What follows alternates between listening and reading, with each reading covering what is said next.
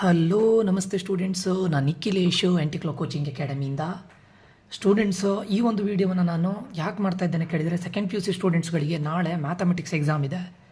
Sir first question sir tough ಇರುತ್ತಾ question paper? ನೋಡಿ students, ನಾನು ಹೇಳ್ತೇನೆ ನೋಡಿ, ನನ್ನ ಎಕ್ಸ್ಪೀರಿಯನ್ಸ್ನ ಪ್ರಕಾರ ಮ್ಯಾಥ್ಸ್ ಇಲ್ಲಿಯವರೆಗೆ ಟಫ್ ಆಗಿದ್ದಿಲ್ಲ. ಟಫ್ ಅಂತ ಹೇಳಿದರೆ those wants to score 80 out ತೆಗೆಯುವಾಗ ಸ್ವಲ್ಪ ನೀವು ಜಾಸ್ತಿ ಎಫರ್ಟ್ ಹಾಕಬೇಕು. ಬಿಟ್ಟರೆ ನಿಮಗೆ ವರ್ಸ್ಟ್ ಕೇಸ್ ಸಿನ್ಯಾರಿಯೋ ನಾನು ಹೇಳಿದ ಪ್ರಕಾರ 65+ಗೆ ಏನೂ ಪ್ರಾಬ್ಲಮ್ ಇಲ್ಲ. ವರ್ಸ್ಟ್ ಕೇಸ್ ಸಿನ್ಯಾರಿಯೋ ನಾನು ಹೇಳ್ತಾ ಇರೋದು. ನೀವು ಪ್ರೀವಿಯಸ್ ಇಯರ್ ಕ್ವಶನ್ ಪೇಪರ್ಸನ್ನು ಮಾಡಿದರೆ, ಮಾಡಲ್ ಕ್ವಶನ್ ಪೇಪರ್ನ ಮಾಡಿದರೆ, ಒಂದು ಪ್ರೀವಿಯಸ್ ಇಯರ್ ಕ್ವಶನ್ ಪೇಪರ್ನ ಪ್ಲಸ್ ಮಾಡಲ್ ಕ್ವಶನ್ ಪೇಪರ್ನ ರಿಲೀಸ್ ಮಾಡಿದಾರಲ್ಲ ಅದು, ಪ್ಲಸ್ ನಾನು ಹೇಳಿದ್ರೆ ಡಿಸ್ಟ್ರಿಕ್ಟ್ ಕ್ವಶನ್ ಪೇಪರ್, ಅದನ್ನು ನಾನು ಆಲ್ರೆಡಿ ಇದು ಮಾಡಿದ್ದೇನೆ. ಇದನ್ನು ಮಾಡಿದರೆ 65+ ಏನೂ ಪ್ರಾಬ್ಲಮ್ ಇಲ್ಲ. ಇದು ವರ್ಸ್ಟ್ ಕೇಸ್ ಸಿನ್ಯಾರಿಯೋ ನಾನು ಹೇಳ್ತಾ ಇರೋದು. ಪ್ರತಿ ವರ್ಷ ಒಂದು 5 ಮಾರ್ಕ್ಸ್ ಅಷ್ಟು ಸ್ವಲ್ಪ ಟಫ್ ಇರುತ್ತೆ, ಆಯಿತಾ? ಏನು ಮಾಡ್ತಾರೆ ಕೇಳಿದ್ರೆ, ಟಫ್ ಅಂದ್ರೆ ಹಾಗಲ್ಲ, ಸ್ವಲ್ಪ ಅಪ್ಲಿಕೇಶನ್ ಬೇಸ್ಡ್ ಕ್ವಶನ್ಸ್ ಇರುತ್ತೆ. ಇದರಲ್ಲಿ ಏನಾಗುತ್ತೆ ಅಂತ ಕೇಳಿದ್ರೆ, ಒಂದು 3 to 4 ಮಾರ್ಕ್ಸ್ MCQ ಇಂದ ಕೇಳ್ತಾರೆ, ಒಂದು 2 ಮಾರ್ಕ್ಸಿಗೆ ಒಂದು ಡಿಫ್ರೆಂಟ್ ನೀವು ಎಕ್ಸ್ಪೆಕ್ಟ್ ಮಾಡದೇ ಇರುವಂಥ ಒಂದು ಕ್ವಶನ್ ಕೇಳ್ಬೋದು. 3 ಮಾರ್ಕ್ಸಲ್ಲೂ ಕೂಡ ಹಾಗೆ ಒಂದು ಎಕ್ಸ್ಪೆಕ್ಟ್ ಮಾಡದೇ ಇರೋ ಒಂದು ಕ್ವಶನ್ನ ಕೇಳ್ಬೋದು, ಆಯಿತಾ? ಸೊ ಅಂದರೆ ಹೇಳಲಿಕ್ಕಾಗೋದಿಲ್ಲ, ಇದೇ ಅಂತಲ್ಲ, up to 10 marks, not more than that. Worst case ನಿಮಗೆ 15 ಮಾರ್ಕ್ಸ್, 65+ ಏನೂ ಪ್ರಾಬ್ಲಮ್ ಇಲ್ಲ. ಪ್ರೀವಿಯಸ್ ಇಯರ್ ಕ್ವಶನಿಂದ, ಮಾಡಲ್ ಕ್ವಶನ್ ಪೇಪರಿಂದ, ಡಿಸ್ಟ್ರಿಕ್ಟ್ ಕ್ವಶನಿಂದ ಪಕ್ಕ ಏನೂ ಪ್ರಾಬ್ಲಮ್ ಇಲ್ಲ, ಆಯಿತಾ? ನಿಮಗೆ ನಾನು ಹೇಳ್ತೀನಿ ನೋಡಿ, MCQ ಮತ್ತು ಫಿಲ್ ಇನ್ ದ ಬ್ಲ್ಯಾಂಕ್ಸು ಇದನ್ನು ದಯವಿಟ್ಟು NCERT ಮಾಡಿ. NCERT ಈಸ್ ಅ ಬೇಸ್, ಅರ್ಥ ಆಯ್ತಾ? MCQ ಮತ್ತು fill in the blanks NCERT ಇಂದ ಮಾಡಿ, ಇದು ತುಂಬ ಇಂಪಾರ್ಟೆಂಟ್ ಆಗುತ್ತೆ. ಇದರಿಂದ ನಿಮ್ಗೆ ಏನಿಲ್ಲ ಅಂದರೂ ಒಂದು 15 ಮಾರ್ಕ್ಸ್ ಪಕ್ಕ ಬರುತ್ತೆ, ಒಂದು 5 ಮಾರ್ಕ್ಸ್ ಡಿಫ್ರೆಂಟ್ ಬರ್ಬೋದು. MCQ fill in the blanks, NCERTಲಿರೋ ಎಲ್ಲ MCQವನ್ನು, ಎಲ್ಲ ಫಿಲ್ ಇನ್ ದ ಬ್ಲ್ಯಾಂಕ್ಸನ್ನು ಒಂದು ಟೈಮ್ ನೋಡಿ, ಆಯಿತಾ? ಸೆಕೆಂಡ್ ಕ್ವಶನ್ನು, ಸೆಕೆಂಡ್ ಪಾಯಿಂಟು,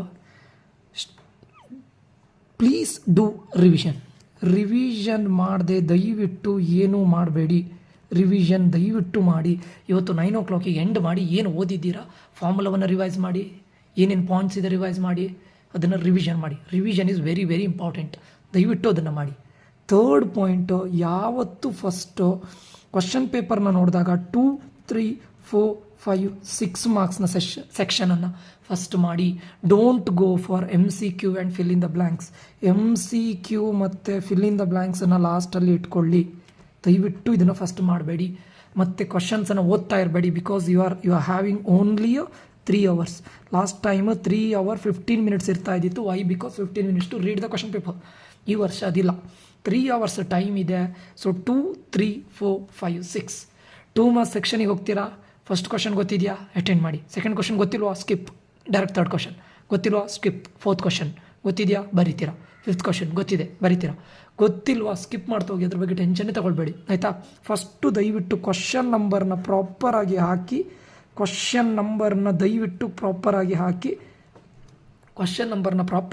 2, 3, 4, 5, 6 ಹಾಕಿ ಮಾಡಿ. ಲಾಸ್ಟ್ ಉಳಿದಂಥ ಟೈಮಲ್ಲಿ ಏನು 1 marks, that is MCQ and fill in the blanks ಮಾಡಿ, ಆಯಿತಾ?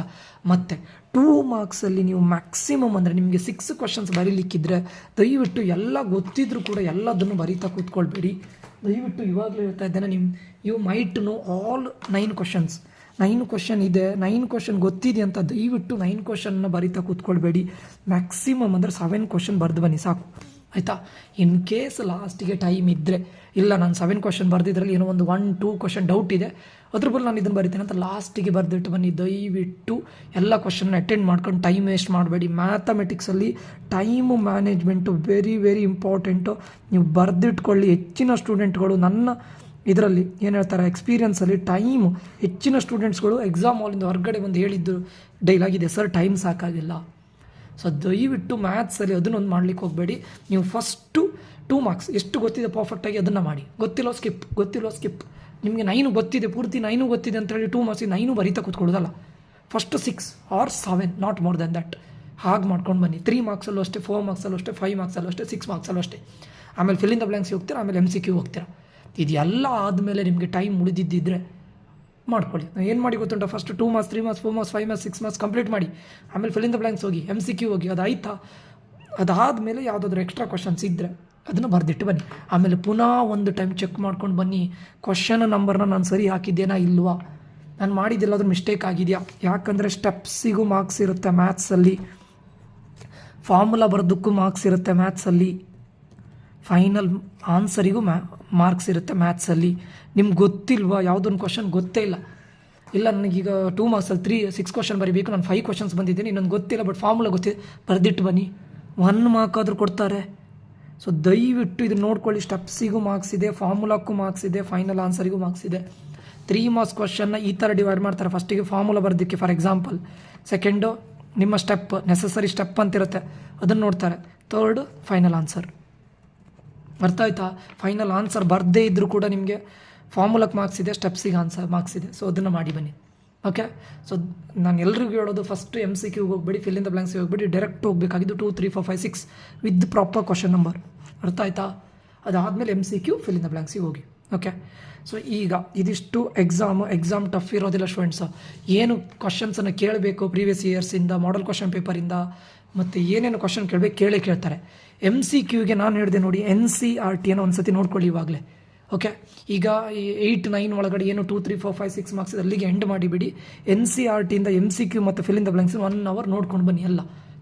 ಮತ್ತು full revision, at least 1 time revision ಮಾಡಲೇಬೇಕು students, otherwise you won't remember anything. At least 1 time revision ದಯವಿಟ್ಟು ಮಾಡಿ, ಆಯಿತಾ? ಮತ್ತು ಇವಾಗಲೇ ಎಲ್ಲ ಹಾಲ್ ಟಿಕೆಟು ಏನೇನು ಬೇಕು ನೆಸಸರಿ ಅದೆಲ್ಲದನ್ನು ಇವಾಗಲೇ ದಯವಿಟ್ಟು ಬ್ಯಾಗಲ್ಲೇ ಹಾಕ್ಕೊಳ್ಳಿ. ಹಾಲ್ ಟಿಕೆಟು, ಪೆನ್ನು, ಪೆನ್ಸಿಲು ಏನೆಲ್ಲ ಬೇಕು ಅದನ್ನು ಇವಾಗಲೇ ಬ್ಯಾಗಲ್ಲಿ ಹಾಕ್ಕೊಳ್ಳಿ, ಆಯಿತಾ? ಮತ್ತು ಎಕ್ಸಾಮ್ ಹಾಲಿಗೆ half an hour before reach ಆಗಿ, ದಯವಿಟ್ಟು ಲಾಸ್ಟ್ ಇದರಲ್ಲಿ ಹೋಗಬೇಡಿ. ಯಾಕಂದರೆ ಅಲ್ಲಿ ನಿಮ್ಗೆ ಎಲ್ಲಿ ಕೂತ್ಕೊಳ್ಳೋದು, ಕನ್ನಡ ಆದವ್ರಿಗೆ ಅದ್ರ ಗೊತ್ತಿರುತ್ತೆ, ಬಟ್ ಆದರೂ ನಿಮ್ಗೆ ಬೇರೆ ಕಾಲೇಜ್ ಸಿಕ್ಕಿದ್ದರೆ ಎಲ್ಲಿ ಸಿಟ್ಟಿಂಗ್ ಅರೇಂಜ್ಮೆಂಟ್ ಎಲ್ಲಿದೆ, ನಂದು ಯಾವ ಹಾಲಲ್ಲಿದೆ, ಕ್ಲಾಸ್ ಹುಡ್ಕೋಬೇಕು, ಅದಕ್ಕೋಸ್ಕರ ದಯವಿಟ್ಟು ಹಾಫ್ ಆ್ಯನ್ ಅವರ್ ಬಿಫೋರ್ ಹೋಗಿ. Don't discuss anything. ಅಂದರೆ ಕ್ವಶನ್ ಒಬ್ಬ ಬರ್ತಾನೆ ಅಥವಾ ಒಬ್ಬಳು ಬರ್ತಾಳೆ, ಅದು ಬರುತ್ತಂತೆ ಇದು ಬರುತ್ತಂತೆ, don't discuss anything with anyone, ಆಯಿತಾ? ಅವ್ರು ಏನೋ ಡಿಸ್ಕಸ್ ಮಾಡ್ತಾ ಇರ್ತಾರೆ, ನಿಮ್ಗೆ ಅವಾಗ ನಾನು ಓದಲಿಲ್ಲ ಅಂತೇಳಿ ಟೆನ್ಷನ್ ಆಗುತ್ತೆ. After exam, before exam, don't discuss anything with anyone. Okay, ಇದು ವೆರಿ ಇಂಪಾರ್ಟೆಂಟ್, ಇದನ್ನು ತಗೊಳ್ಳಿ, ಆಯಿತಾ? ಇವತ್ತು ರಾತ್ರಿ ನಿದ್ದೆ ಬಿಟ್ಟು ಓದೋದು ಅದೆಲ್ಲ ಮಾಡಲಿಕ್ಕೆ ಹೋಗಬೇಡಿ, ಆಯಿತಾ? Question paper will be easy for sure. Okay, ಈ ಸತಿ ಇರೋದು ನಿಮಗೆ ಬರೀ 3 ಅವರ್ಸ್ ಮಾತ್ರ. ಲಾಸ್ಟ್ ಟೈಮ್ 3 ಅವರ್ಸ್ 15 ಮಿನಿಟ್ಸ್ ಇರ್ತಾ ಇದ್ದಿತ್ತು, ಈ ವರ್ಷ 3 ಅವರ್ಸ್ ಮಾತ್ರ ಇರೋದು. ಬಟ್ ಅವರಿಗೂ ಬರಲಿಕ್ಕಿದ್ದು 3 ಅವರ್ಸೇ, ಬಟ್ ಅವ್ರಿಗೆ 15 ಮಿನಿಟ್ಸ್ ಓದಲಿಕ್ಕೆ, ಲೈಕ್ ಕ್ವಶನ್ ಪೇಪರ್ ಓದಲಿಕ್ಕೆ ಕೊಡ್ತಾಯಿದ್ರು, ಬಟ್ ನಿಮಗಿಲ್ಲ ಈ ವರ್ಷ ಅಷ್ಟೇ. ಓಕೆ, ಸೊ ಟೈಮನ್ನು ದಯವಿಟ್ಟು ಮ್ಯಾನೇಜ್ ಮಾಡಬೇಕಂತ ಹೇಳಿದರೆ, ನೀವು ಇಂಟರ್ನಲ್ ಚಾಯ್ಸ್ ಇದೆ ಅಂತ ಅಂದ್ಕೊಂಡು ಎಲ್ಲದನ್ನು ಅಟೆಂಡ್ ಮಾಡ್ತಾ ಕೂತ್ಕೊಳ್ಳೋದಲ್ಲ. ನಿಮಗೆ 100% ಪರ್ಫೆಕ್ಟ್ ಗೊತ್ತಿದೆ ಅಂತಂದರೆ ಅದನ್ನು ಮಾಡ್ತಾ ಹೋಗೋದು. ಕ್ವಶನ್ ನಂಬರ್ನ ಸರಿ ಬರ್ಕೊಳ್ಳಿ, ಮತ್ತು ಮೇಲ್ಗಡೆ ನಿಮ್ಮ ಹಾಲ್ ಟಿಕೆಟ್ ನಂಬರ್ನ ಬರೆಯೋದು, ಅದನ್ನು ಸರಿ ಬರ್ಕೊಳ್ಳಿ. ಎಲ್ಲದನ್ನು ಕ್ರಾಸ್ ಚೆಕ್ ಮಾಡಿ ಹಾಲ್ ಟಿಕೆಟ್ ನಂಬರ್ ಬರೆಯೋದು. ಯಾಕಂದರೆ ನಿಮ್ಗೆ ಎಲ್ಲದನ್ನು ಮಾಡ್ಕೊಂಡು ಬಂದಿರ್ತಾರೆ, ಲಾಸ್ಟಿಗೆ ಇದೊಂದಿರುತ್ತೆ, ಸರ್ ನಾನು ಹಾಲ್ ಟಿಕೆಟ್ ನಂಬರ್ ಬರೀಲಿಲ್ಲ, ಬುಕ್ಲೆಟ್ ನಂಬರ್ ಸರಿ ಬರೀಲಿಲ್ಲ, ಅದೆಲ್ಲ ಮಾಡಬೇಡಿ.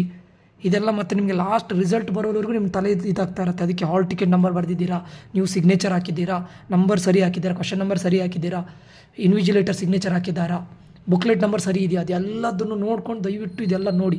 ಇದೆಲ್ಲ ಬೇಸಿಕ್ ಥಿಂಗ್, ಬಟ್ ನಿಮ್ಗೆ ಟಿಲ್ ರಿಸಲ್ಟ್ ಬರೋವರೆಗೂ ಇದು ತುಂಬ ಕಾಡ್ತಾ ಇರುತ್ತೆ, ನಾನು ಹಾಕಿದ್ದೇನೋ ಇಲ್ವೋ ಅಂತ. ಎಲ್ಲದನ್ನು ಕ್ರಾಸ್ ಚೆಕ್ ಮಾಡಿ. ಇದು ಲಾಸ್ಟ್ ಒಂದು 5-10 ಮಿನಿಟ್ಸ್ ಇದಕ್ಕೆ ಇಟ್ಕೊಳ್ಳಿ students. Hall ticket number check ಮಾಡಿ, ನೀವು ಸಿಗ್ನೇಚರ್ ಹಾಕಿದ್ದಾರಾ, ಇನ್ವಿಜಿಲೇಟರ್ ಸಿಗ್ನೇಚರ್ ಹಾಕಿದ್ದೀರಾ, ನಾನು ಕ್ವಶನ್ ಪೇಪರ್ ಸರಿ, ಲಾಸ್ಟ್ ಒಂದು 15 ಮಿನಿಟ್ಸ್ ಕ್ವಶನ್ ನಂಬರ್ ಸರಿ ಬರ್ತಿದ್ದೇನಾ, ಬರೀ ಇದಕ್ಕೆ ಮಾತ್ರ. ಅಂದರೆ ಲೈಕ್ ನಿಮ್ಮ ಪ್ರಾಬ್ಲಮ್ ರಿಲೇಟೆಡ್ ಅಲ್ಲ, ಕ್ವಶನ್ ನಂಬರ್ ಸರಿ ಬರ್ತಿದ್ದೇನಾ, ಇದೇ ಕ್ವಶನಿಗಿದಾ, ಇದೆಲ್ಲ ನೋಡ್ಕೊಳ್ಳಿ.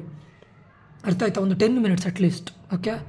ಓಕೆ ಸ್ಟೂಡೆಂಟ್ಸ್, ಎಕ್ಸಾಮ್ ಈಸಿ ಇರುತ್ತೆ, ಟಫ್ ಇರೋದಿಲ್ಲ. ನಾನು ಹೇಳಿದೆ ನೋಡಿ, 65+ ನೀವು ಆರಾಮ್ಸೆ ತೆಗಿಬೋದು, ಮ್ಯಾಥ್ಸಲ್ಲಿ ಆರಾಮ್ಸೆ ತೆಗಿಬೋದು. ಮಾಡಲ್ question paper, previous year question papers ಮತ್ತು ಡಿಸ್ಟ್ರಿಕ್ಟ್ ಕ್ವಶನ್ ಪೇಪರ್ ನಾನು ಕಳಿಸಿದ್ದೇನೆ ಗ್ರೂಪಲ್ಲಿ. ಅದನ್ನು ಮಾಡಿದ್ರೆ 100% ಮಾಡ್ಬೋದು.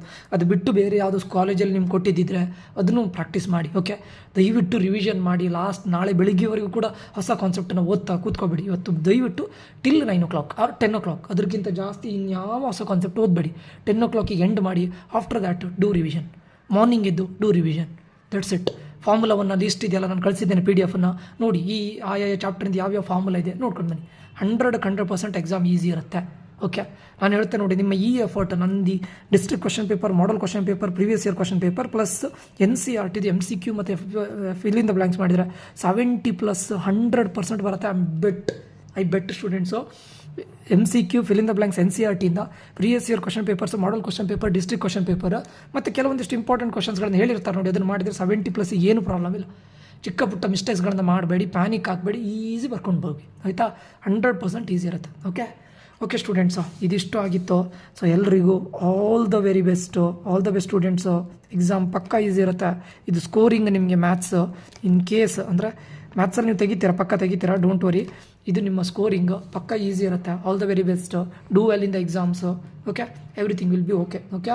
ಸೊ ಸ್ವಲ್ಪ ಟಫ್ ಆದ್ರದ್ರ ಬಗ್ಗೆ ಏನು ಟೆನ್ಷನ್ ತೊಗೊಳ್ಬೇಡಿ. ಅಂದರೆ ಈಗ ಕೆಲವರು ಸರ್ 75 ಎಕ್ಸ್ಪೆಕ್ಟ್ ಮಾಡಿರ್ತೀರ, 70 to 75 ಬರುತ್ತೆ, ಆವಾಗ 75+ ಇರೋದಿಲ್ಲ. ಅದಕ್ಕೆ ಟೆನ್ಷನ್ ತೊಗೊಬೇಡಿ. You can cover it with physics or chemistry, no need to worry. Okay, ನಿಮ್ಮ ಬೆಸ್ಟನ್ನು ಕೊಡಿ ಮತ್ತು ನೋಡೋಣ. Okay, no need to worry. Okay students, okay, all the best students. ಇಲ್ಲಿಗೆ ನಾನು ಈ ವಿಡಿಯೋನ ಎಂಡ್ ಮಾಡ್ತಾ ಇದ್ದೇನೆ. ಮುಂದಿನ ವಿಡಿಯೋದಲ್ಲಿ ಮತ್ತೆ ಸಿಗ್ತೇನೆ. ನಾನು Nikhilesh, signing off. Until that, love you all, bye, take care students.